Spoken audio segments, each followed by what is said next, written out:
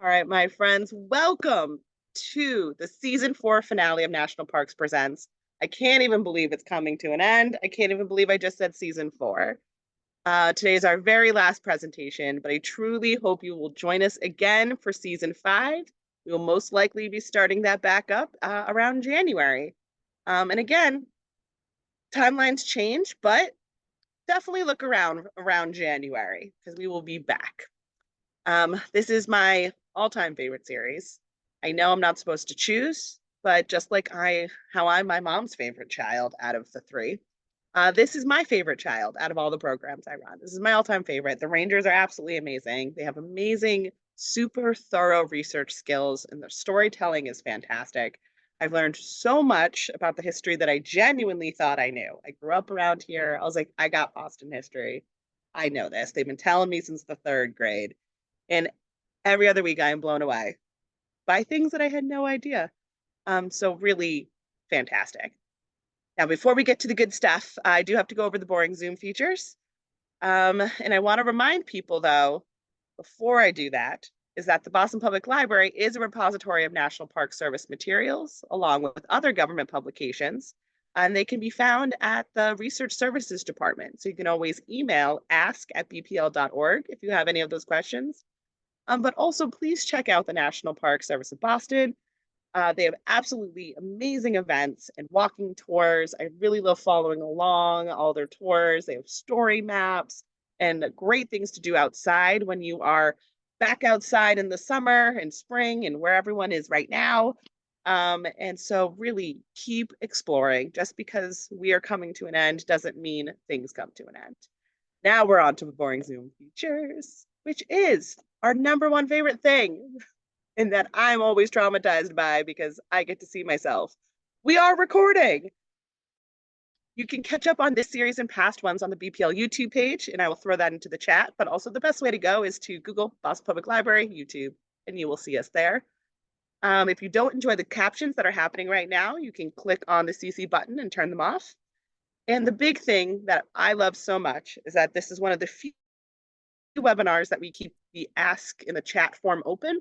So if you have a question, click on the bubble, type your question, and notice the to form. If it goes to everyone, it is everyone watching at home and on the screen, or you can send it just to the host and panelists, which is everyone you see on the screen. All right, my friends. Oh, questions. There we go. The wonderful Ranger Sean will pop up on the screen towards the end of the presentation, and he will go through your questions. And yeah, okay. You think after 8 presentations, I will have this down pat, but I do not. So without further babbling from me, let's welcome Ranger Macy as they present their dreams, their rights, their love, exploring Beacon Hill and Boston's LGBTQ plus history. Woo! Hello. So once again, I'm Macy. I'm the SCA Digital History Intern with the National Parks of Boston. And one of the topics I've been researching actually over the past year has been the LGBT history of Boston. I've been able to put together a walking tour of it, and tonight I'm going to tell you guys a little bit about it, featuring a couple of the people and a couple of the places that I think stand out the most from this tour. So just give me a second while I share my screen.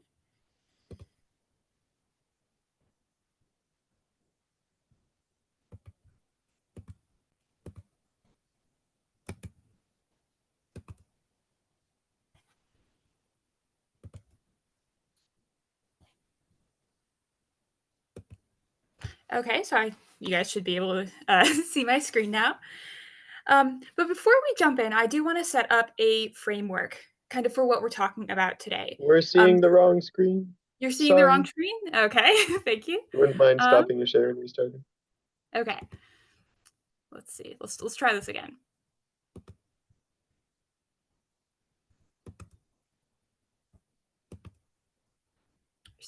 I think you should be seeing the right screen now.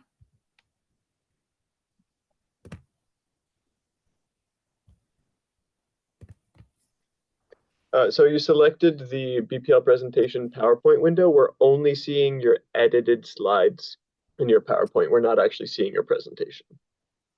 Huh. Okay. Well, let me The easiest way to fix that is to just present your whole desktop. Great.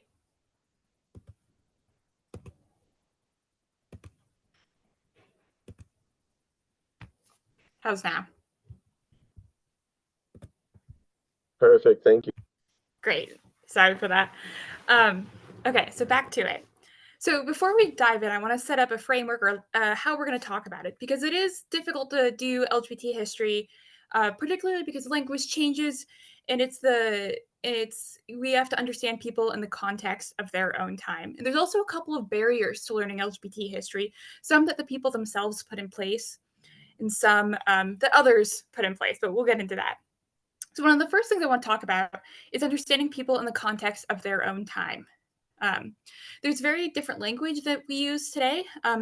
There might be people that we talk about today who, if they were alive today, they might consider themselves gay or bisexual, or we would consider that as their identity. But we have to understand them in the context of their time. These terms did not become popular until the mid 20th century, and understanding them and what they mean today. So they actually used very different language at the time. There was romantic friendships, where when two men had a relationship that transcended a platonic relationship. And there's also Boston marriages, where two women who were typically wealthy, white, upper class women lived as if they were married together. So those are just some of the terms we're going to be using to understand people in the context of their own time. But I'm going to be using the word queer as more of an umbrella term, because we're looking at people who lived outside of the heterosexual norm, and we don't want to assign labels, and queer is a good umbrella term for that. We're also going to consider sometimes the potential of queer possibility, because while we might not know exactly how people might have identified, we do know that they lived outside of the norm and that they potentially were part of the LGBTQ plus community. And another of the issues that we have when discussing LGBTQ plus history is finding it, as well as self-censorship. So a couple of the people we're going to be talking about today, they actually reference burning their own letters, and they self-edit some of this work that they do publish to cover up or to hide their private lives from a public view. And it takes a lot more work to dive into it and find the tendrils of queer history that has been left behind. There's also oftentimes censorship from family members or archivists who go through and think that this is not something that someone would want to be public about them. So that is also another barrier to learning about it. And lastly, I want to address that a lot of the people that we're talking about today are going to be wealthy, white, upper class people. That is also another historical or archival barrier to learning LGBTQ plus history, because it's oftentimes those wealthy, white, upper class people whose materials even end up in archives, even if they are self-censored or edited. Those are still the stuff that ends up in an archive, while those who are working class might not have left papers, or their papers were not taken by an archive. So that's some of the barriers of doing this history, which I want to address before we begin. So today we're going to be looking at, we're going to start by looking at the types of different relationships that people had. And the first one that we're going to talk about is romantic friendships. So as I said, these are this is a relationship between two men, which typically transcended a platonic relationship and was oftentimes romantic. Again, we cannot know how these people would have identified, but it's likely if they were alive today, they would have been part of the LGBTQ plus community. And one of the first people we're going to look at is actually a very well-known Massachusetts figure. We're going to be looking at Charles Sumner today. He is you might know him for being an abolitionist lawyer and senator from Massachusetts. But in the 1800s, his most significant relationships were with Samuel Gridley Howe and with Henry Wadsworth Longfellow. These were the two most important relationships in his life, and we know that because he wrote about that. So he first had a relationship with Samuel Gridley Howe, and I have a quote from his letter up there. Charles Sumner was devastated when Samuel Gridley Howe got married, and he thought it would mark the end of his relationship. And Howe and Sumner tried to continue having a relationship, but Samuel couldn't figure out how to be married to both his wife and have a relationship with Charles Sumner. And so in this letter here, so this letter was written in 1844, Howe writes to Sumner, "When my heart is full of joy or sorrow, it turns to you and yearns for your sympathy. In fact, as Julia often says, Sumner ought to have been a woman, and you to have married her. But I shall not agree to this in any monogamnetic land, for Julia is my love as a wife. So you can see here how this boundaries of this relationship is transcending friendship, because they would Samuel and Sumner could be happy in a relationship together. Ultimately, though they part ways, Samuel Ridley Howe is committed to his wife, and Charles Sumner is left devastated. And we do know also how Julia felt about this. She wrote in her letters and actually often complained about Charles and Samuel's relationship with each other. And only a portion, though, of their correspondence is left. As Samuel actually writes about burning his letters, he says, I have made a rule lately to put in the only place such notes of yours as might be disagreeable to you to have seen by unfriendly eyes on the grate.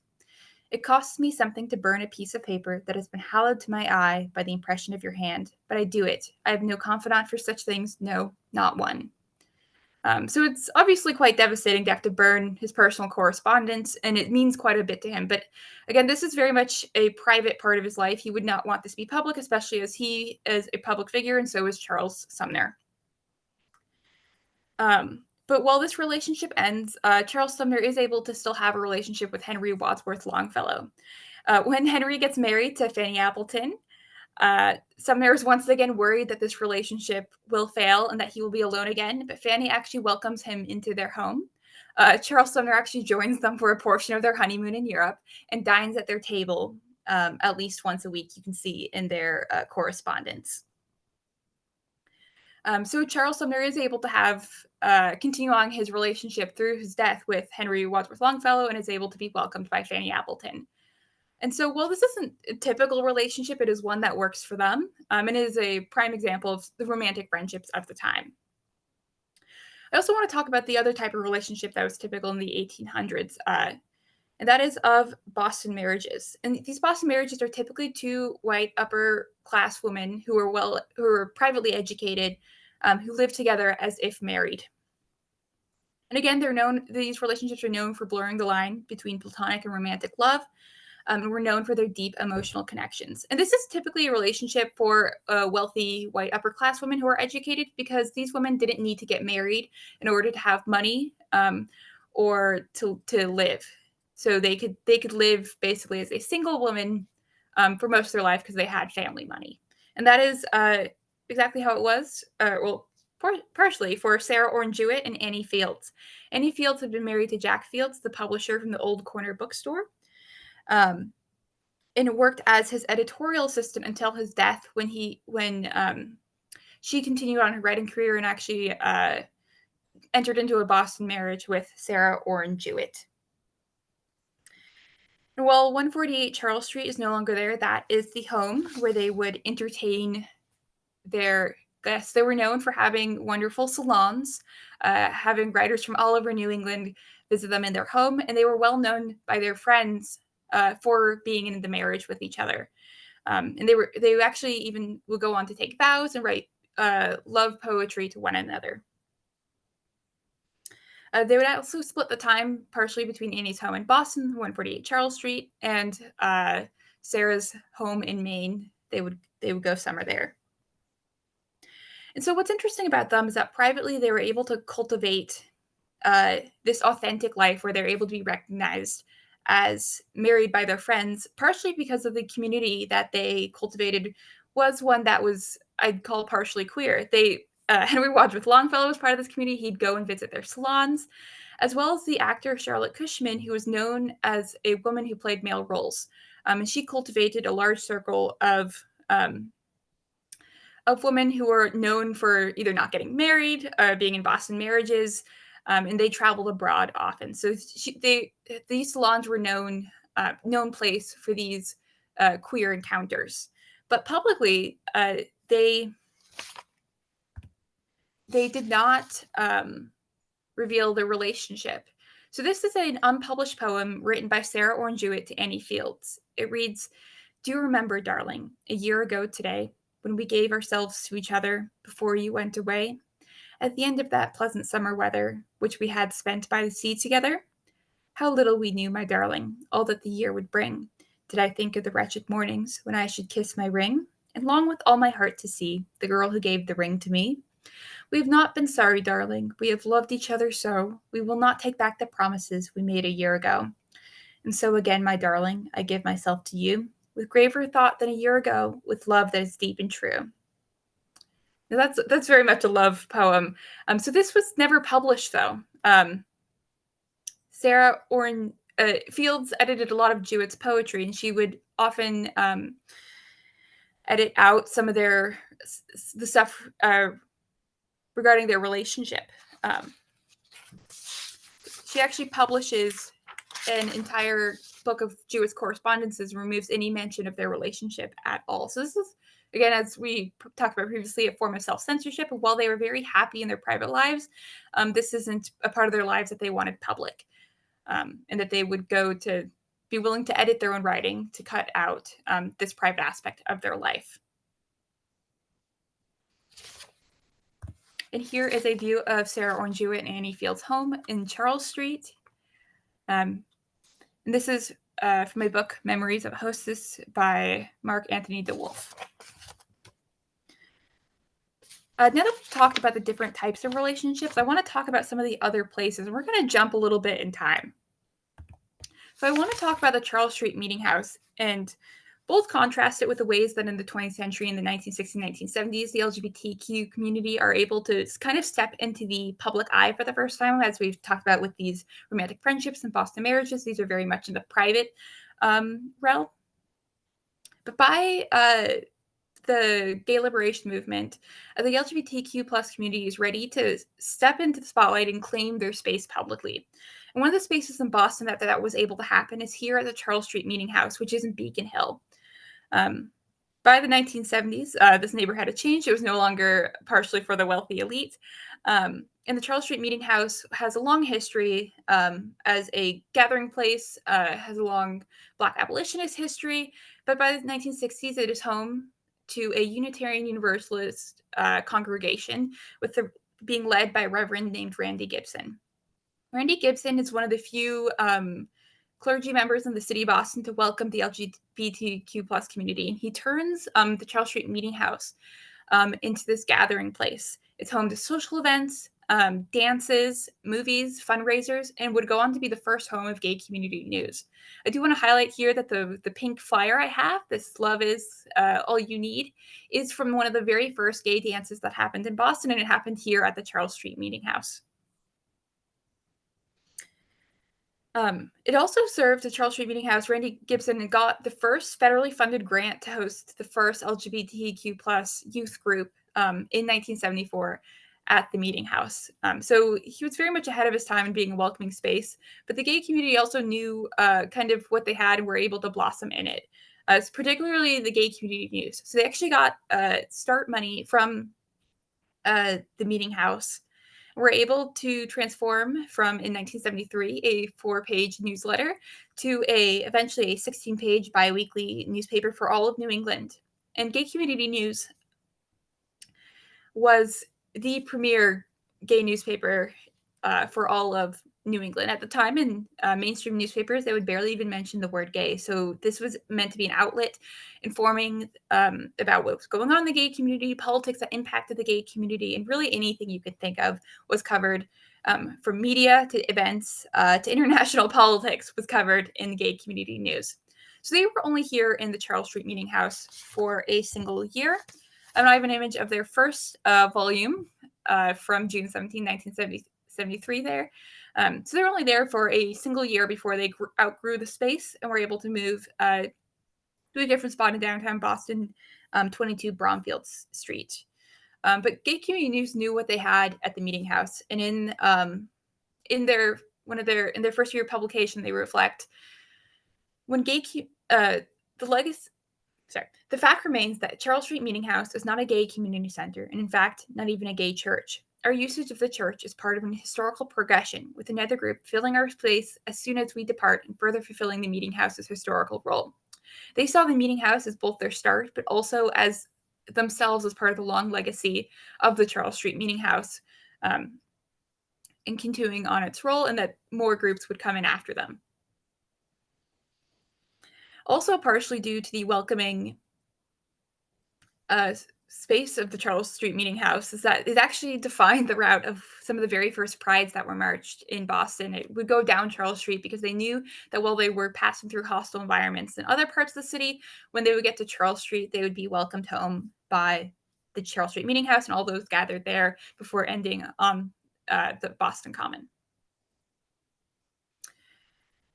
So yeah, this is a place where one of the first places the gay community is able to step out into the public role. And Beacon Hill at this time had also kind of transformed into a little bit of a gay neighborhood. There were some gay bars just down the street, and other gay rights activists like Prescott Townsend who lived in Beacon Hill. Now, I also want to talk about a little bit is one of the places where the gay community also stepped into the public role, but we're also using it as a place of advocacy. And so that is at Faneuil Hall and City Hall. In 1977, as part of one of the first gay and lesbian Pride Weeks, the first gay and lesbian town meeting was held in Faneuil Hall. It was chosen for its historic location as the home of traditional town meetings, as Faneuil Hall is known for that, and as some of the sites of the earliest protests of the American Revolution. In a 1989 pamphlet, the leaders of the gay and lesbian town meeting all actually reflect town meeting has been a New England tradition for centuries, exemplifying the spirit of grassroots citizens' democracy, which is this region's heritage. New Englanders have long gathered to address the issues facing them, both large and small, in an open, participatory, and lively forum. The model is one of the citizenry taking direct responsibility for their own lives and affairs, fusing New England tradition with a more modern rite of lesbian and gay pride. The lesbian and gay community of Greater Boston has held its own town meetings in historic Faneuil Hall for years. So this is actually the very first time that the gay and lesbian community are able to publicly claim space in Faneuil Hall, a site where countless other groups across the past 200 years have taken space. But there's also a point of advocacy. Because especially in the 1980s, as the AIDS crisis happens, this is where many come to protest and create vigils. After some of the 1980 town meetings, they hold candlelight vigils where they march from Faneuil Hall over to City Hall, trying to highlight the ways that the city of Boston is failing the gay community during the AIDS crisis. So it also continues to be a site of activism.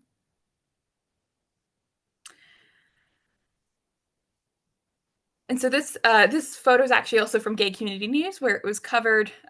These gay and lesbian town meetings were covered in gay communities for the larger community. And these meetings were actually structured in the same way the original town meetings were that were held in Faneuil Hall over 100 years ago, where there'd be a brief moderator, but people are able to stand up, speak their mind, and talk about the issues that are currently plaguing the LGBTQ plus community in the 70s, 80s, and 90s. And these meetings did take place in Faneuil Hall for about 20 years. They left for a different venue in the 1990s, but it was a pretty good run here. So I also want to talk about City Hall. In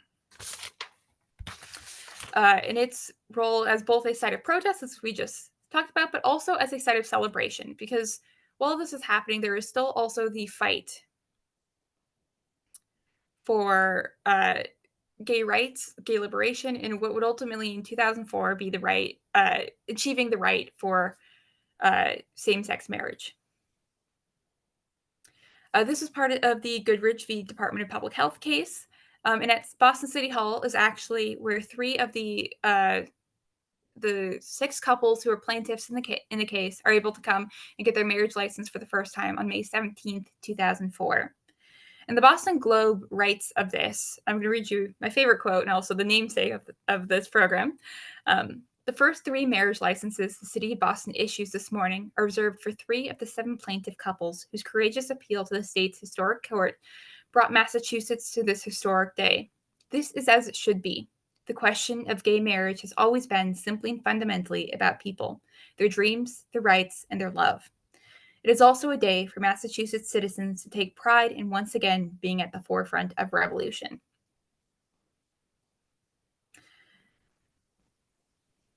So this is just a brief sample of some of the highlights of the LGBT plus history over the 200 years of Boston. Boston has contended with this history in a couple of different ways, or Boston has accepted its LGBTQ community in a couple of different ways, as in the 1970s as part of urban renewal nearby City Hall, or where City Hall stands now, it used to be also the site of Scully Square, where there was known as a nightlife district where people could go and experiment and see what life outside of the norm basically was. But that was destroyed in the urban renewal to build City Hall and Government Center as it is today, as part of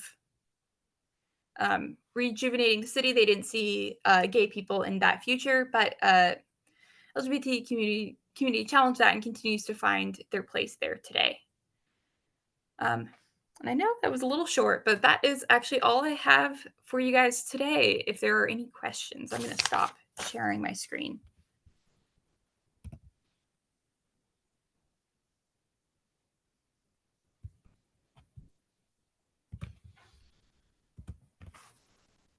Okay. Awesome.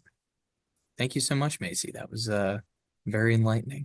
I know I've seen this before, but I do really always appreciate getting to hear a little bit about history that I definitely did not know as much about. So don't have any questions in the chat right now, but I feel free to drop them in. I did wonder if you could speak a little bit to your research process. Thinking kind of more specifically, what were some of the sources you consulted? How did you find them? Because I know obviously this is definitely much more recent history. Well, not all of it, obviously, with the Boston marriages, Charles Sumner, etc., but like especially with the 1960s and 70s. So if you could speak a little bit to that research process, be interested to hear it.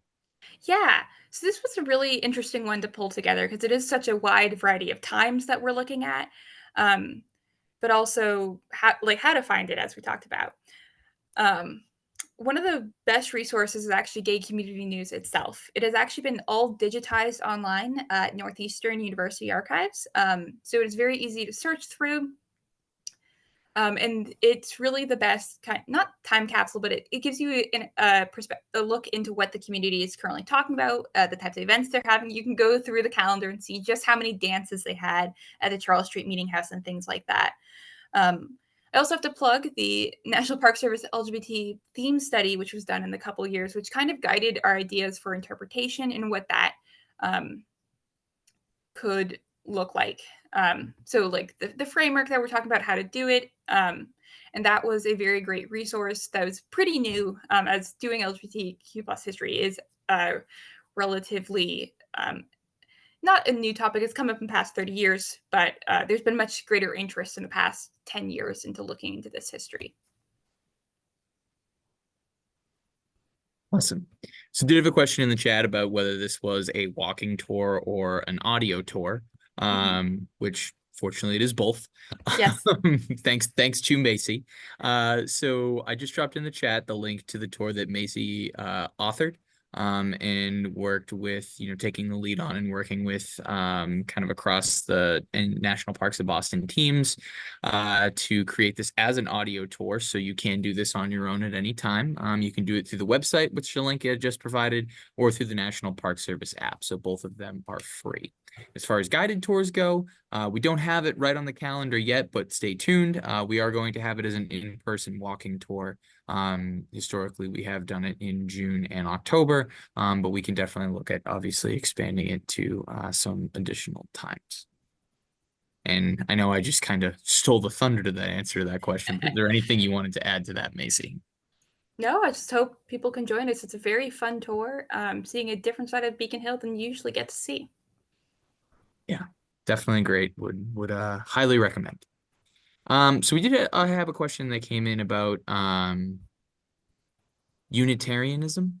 And was just generally wondering if there was any connection between the LGBTQ plus history community, in Unitarianism or Universalism. And if you don't know, that's totally fine. That's a very good question that I actually haven't looked into that much. I do know that there are a couple of very progressive congregations, actually also in the Old West Church, which is a stop on the tour if you do the self-guided audio tour, which is the Metropolitan Community Congregation, I believe is what the MCC stands for. But there's a couple in the 1960s, 1970s of these Universalist congregations that pop up that being very LGBT friendly. I think this is partially just because it's the newest iteration of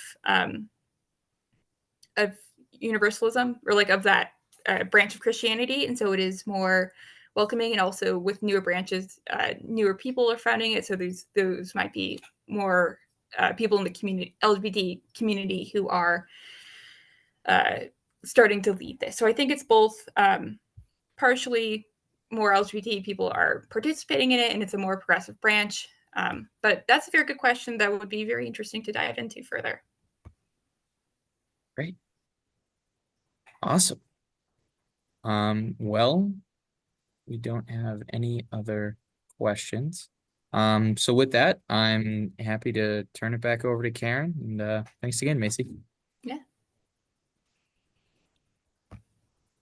Macy, that was absolutely incredible. Thank you so, so much. And honestly, I love when things are like a fun, intimate program, because then I can go into a deep dive. And also I get to watch just like the patron things. I don't have to be everywhere and everywhere at once. I really look forward to taking this tour myself. I really look forward to walking around Boston and actually lovingly bring my friends. They have no idea they're going on it, but they're gonna really, really enjoy it. They truly are. Absolutely epic and iconic, and honestly, the perfect way and a perfect presentation to end season 4 of National Parks Presents. I hope to see everyone again next year. Thank you so much. Go Celtics.